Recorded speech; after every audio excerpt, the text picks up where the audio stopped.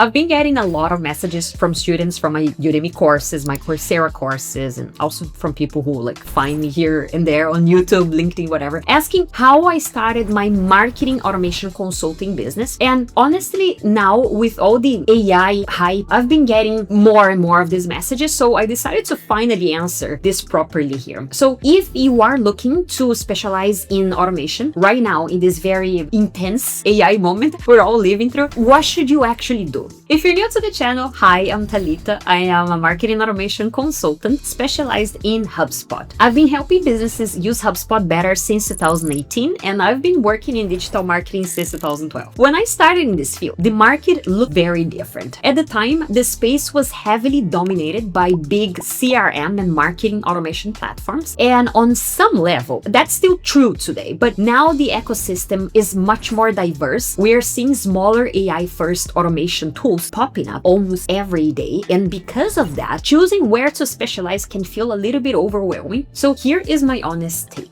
Companies are still hiring platform specialists, not automation generalists. And honestly, don't take my word for it only. If you spend a little time on LinkedIn, job boards, freelance platforms like Upwork or any other ones, you'll quickly notice that companies literally always mention specific platform names in the job descriptions. So in fact, I recently did this exercise myself. Let's take a look at what I found out. Okay, so I'm on LinkedIn, right? And I just typed the keyword marketing automation right here. And I filter by jobs, right? And I also added San Francisco Bay Area because I'm actually based in Lisbon and I don't want you to see stuff in Portuguese. It wouldn't make sense. So I just added some American city here. Okay, and let's take a look at the first job ads that we have here. So let me just go to the first one. Marketing automation specialist. Let's take a look at the actual job. So here they mention Eloqua, HubSpot, Marketo, Pardot. They actually prefer Pardot. That's probably the CRM and marketing automation tool they use here. Perfect. Then this is the same company. Let me go to the next one. Let me check out the actual job. Here we have marketing automation tools, Braze, Iterable, Salesforce, Marketing Cloud, HubSpot, or similar. Great. Now let's take a look at the next one. Let's see what they have. Okay, so here they are preferring HubSpot, Google Analytics, Clay, Zapier, and other marketing automation tools. Cool. Let's take a look at the next one. I'm just going by the order here. I'm not filtering in any way. Adobe Experience Platform, Marketo, Salesforce, Data Cloud, and Marketing Cloud. Okay, cool. Let's take a look at the other one. I am just making sure that I look at different companies to make this more fair. Marketo, Qualtrics, Web Content Management System. Okay, so Marketo preferred, they mention here, and they also mention Salesforce here. They probably use Marketo together with Salesforce. Okay, I don't think I need to go further here. You got the point, right? The pattern is very clear. They are asking for people who know the exact tools they already use. Right now, there's visible demand for roles like HubSpot plus N8N or Salesforce Marketing Cloud plus AI journeys and automation specialists working with Make, Zapier, and HubSpot together. I don't know, right? These are just some examples. So what was true for me when I started before the AI wave is still true now. Companies are looking for automation specialists who are deeply specialized in specific platforms. So if a company runs on Marketo, they want Marketo expertise. If their CRM and lifecycle marketing lives inside HubSpot, they want someone who deeply understands HubSpot. Okay, they're not looking to work with an automation generalist. They're looking to work with specialists. So that part hasn't changed. What has changed is the layer on top of it. What we're seeing now is that companies want platform expertise plus AI-enabled orchestration tools. A few years ago, being a strong HubSpot automation specialist was enough. Good time. Today, they often want HubSpot plus tools that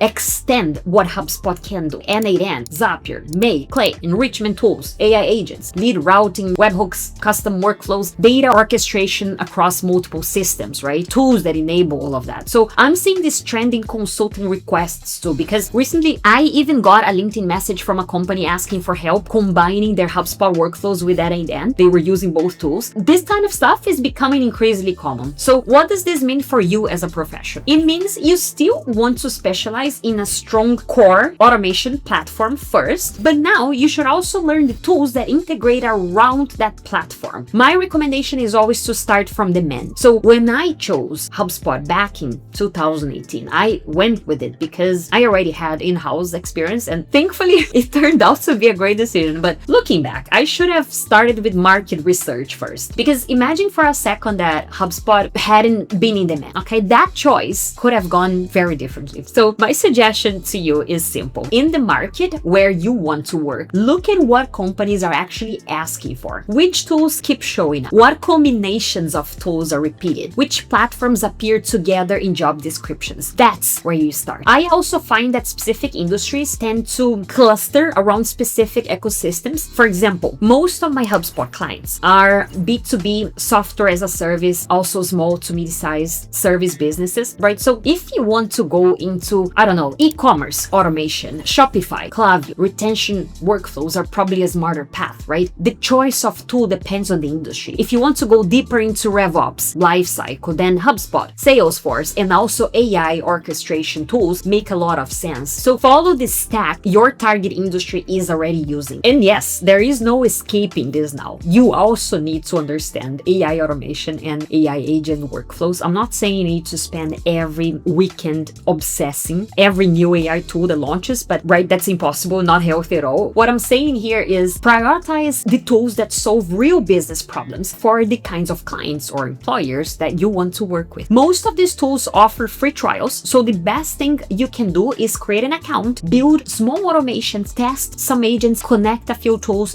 break things, fix them, and then learn by doing. Honestly, that's exactly how I learned HubSpot. I used to log into company portals and just run experimenting, okay? I broke workflows, I created useless reports in the beginning, I messed up automations really bad, and yes, sometimes things ended up in the trash, yes, but that's how real learning happens, right? Now, beyond tools, there's one thing that will always stay valuable no matter how much AI evolves: strategic thinking. Companies will always value people who understand the full customer lifecycle and how marketing connects to the wider business. Marketing is not a silo, it connects to sales, customer success, support, retention, expansion, operations, right? The professionals who grow fastest are the ones who understand how automation supports the entire revenue engine, not just one isolated workflow here and there for the marketing department. So yes, specialize in the platforms that your market is already asking for, but also learn the AI orchestration tools around them, and never lose sight of the bigger business picture. That's what turns a tool operator into a true automation strategist. Good luck. You are getting into this space at a really exciting time.